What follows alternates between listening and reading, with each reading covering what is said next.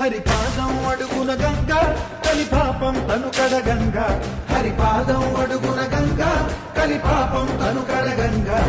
వ్యాసం ఇతిహాసం ఆ వ్యాసుడు ప్రవచించంగా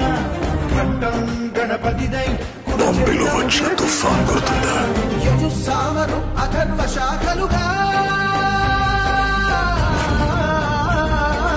ఓంకారేశ్వరి శ్రీహరినగరి ఇదిగో రాబదరి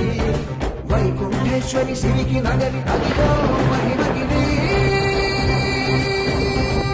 ఈ కొండపై పాకండగా ఆ విష్ణు పాదమే వెలసి వేదాలనే విభజించిన శ్రీ వ్యాసపీఠమై విరిసి